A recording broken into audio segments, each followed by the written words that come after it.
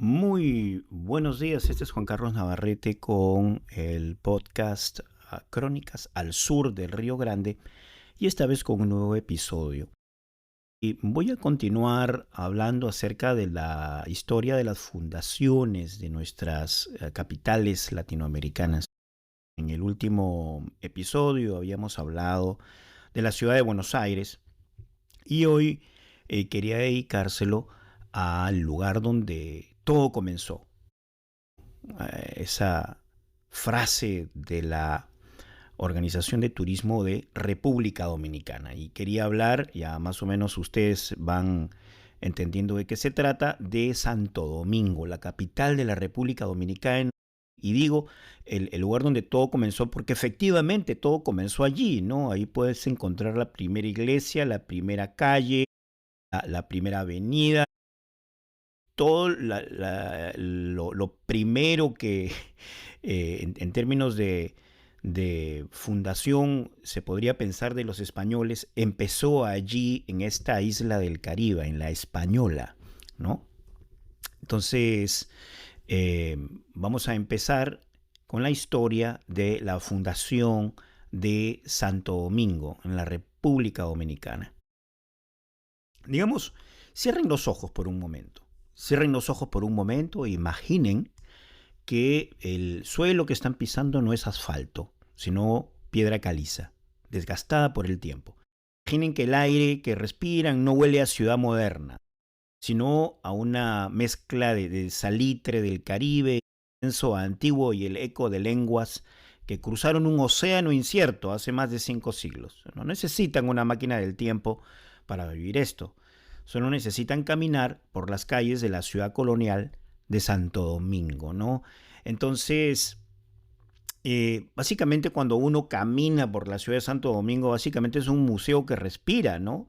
Es el kilómetro cero de la historia europea en este continente, ¿no? Estamos, digamos, en la ciudad colonial, conocida por los dominicanos simplemente como la zona, ¿no?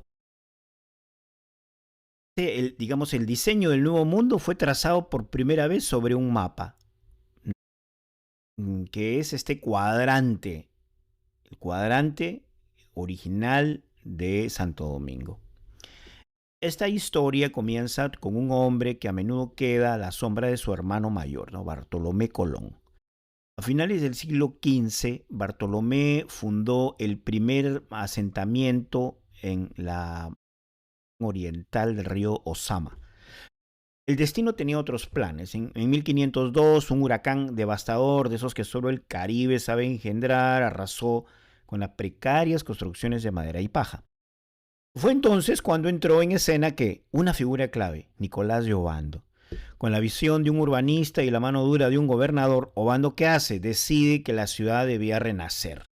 Pero esta vez en la margen occidental, protegida por la geografía y con una estructura que desafiara al tiempo. Lo que Obando creó no fue un simple campamento militar, ¿no? Fue la primera ciudad planificada de las Américas, ¿no? En una cuadrícula, en un damero, como se le denominó, por ejemplo, al damero que hizo Pizarro en Lima. Implementó el diseño de damero o tablero de ajedrez, una cuadrícula perfecta que luego serviría de modelo, digamos, para casi todas las ciudades fundadas por los españoles desde México hasta la Patagonia. Si caminamos, digamos, hacia la entrada del río, lo primero que nos golpea la vista es una mole de piedra que parece brotar de la misma tierra, que es la fortaleza Osama. Es la construcción militar europea más antigua del continente que sigue en pie. Al ver su imponente torre del homenaje es imposible no sentir un escalofrío, ¿no? Imaginen a los soldados del siglo XVI oteando el horizonte, buscando la silueta de barcos piratas o flotas enemigas, ¿no? Esta fortaleza no solo era una defensa, ¿no? Era un símbolo de poder. Desde aquí se controlaba el acceso al corazón de la isla, y por extensión al resto del Caribe. ¿Verdad? Sus muros han visto pasar de todo, desde gobernadores y virreyes hasta prisioneros famosos. ¿No? Es el primer eslabón, digamos, de una cadena de fortificaciones que intentaron convertir a Santo Domingo en una ciudad inexpugnable. ¿No? Imagínense también el asedio de los piratas, de corsarios, etc. Al salir de la fortaleza nos encontramos con la calle de las Damas. Es la primera calle empedrada del Nuevo Mundo. ¿Por qué se llama así? La leyenda nos transporta a la época de Diego Colón, hijo del almirante, y su esposa, la noble doña María de Toledo, que las damas de la corte, con sus vestidos de seda y sus abanicos, solían pasear por aquí cada tarde, convirtiendo este tramo en el centro de la vida social y la elegancia de la época, como se hace ahora. Caminar por las damas hoy es como hojear un álbum de fotos de piedra, ¿no? A cada lado encontramos casonas coloniales con portales de piedra labrada que guardan secretos de las familias que moldaron el destino de la isla. Si hay un lugar que personifica la ambición espiritual de la época es la Catedral Primada de América. Acercarnos a su fachada, lo primero que notamos es que no se parece a las catedrales europeas que vimos en las postales, ¿no? Es robusta, casi parece un fuerte. Y esto no fue un accidente, la iglesia también debía ser un refugio en caso de ataque. Así vemos cómo inclusive la arquitectura cambia aquí en América para pues que cumple con las necesidades de la población en ese específico momento, ¿no?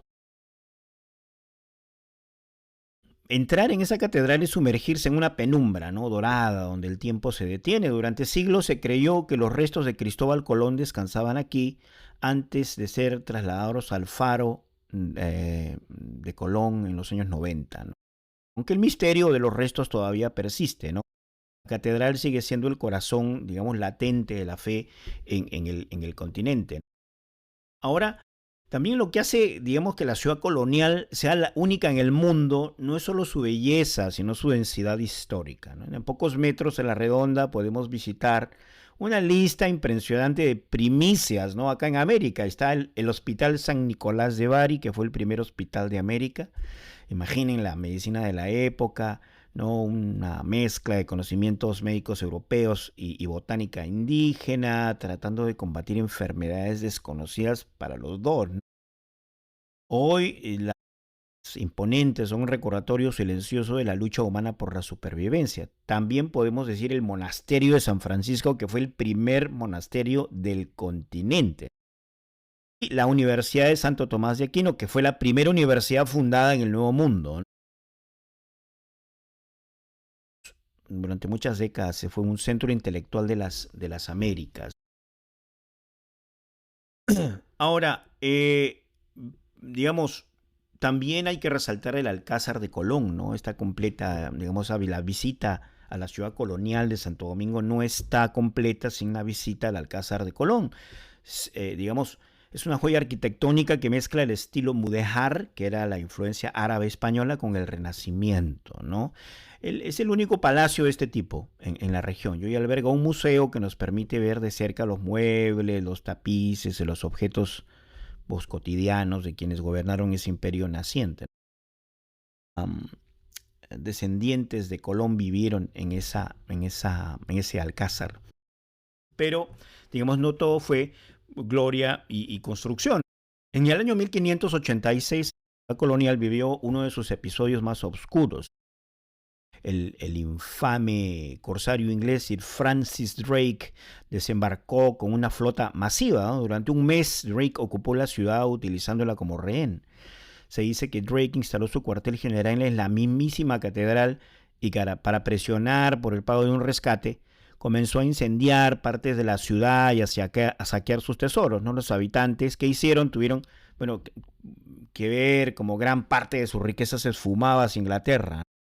Este evento marcó el inicio de un largo declive para Santo Domingo, ya que la corona española empezó a priorizar las riquezas de México y Perú, dejando a la ciudad primada en un segundo plano.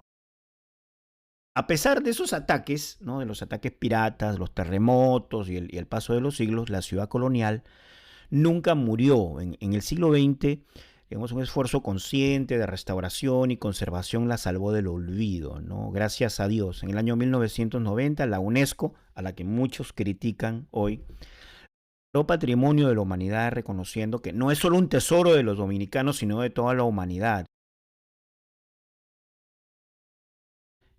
Privilegio, ¿no? De que tenemos acá en América, ¿no? Hoy la zona es un lugar de contrastes, ¿no? Muy, muy vibrantes. Es una ciudad muy dinámica, colorida, muy viva.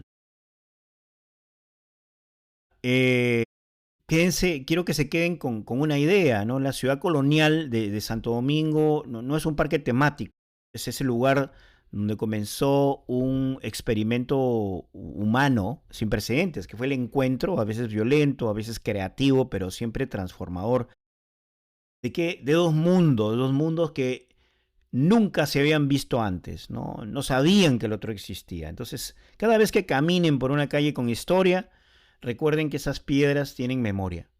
La ciudad colonial pues nos enseña que el pasado no es algo que quedó atrás, sino son los cimientos sobre los que estamos parados hoy, ¿no? Construimos en base a lo que aprendimos en el pasado. Entonces, con este corto capítulo he querido hablar un poquito acerca de Santo Domingo, de su fundación, la ciudad donde empezó todo, porque pues aquí en esta ciudad se inició una enorme aventura de la humanidad, no solamente de España y no solamente para América, o una tragedia también aquí para América. Muchísimas gracias, es Juan Carlos Navarrete y los espero en mi próximo episodio. Muchas gracias.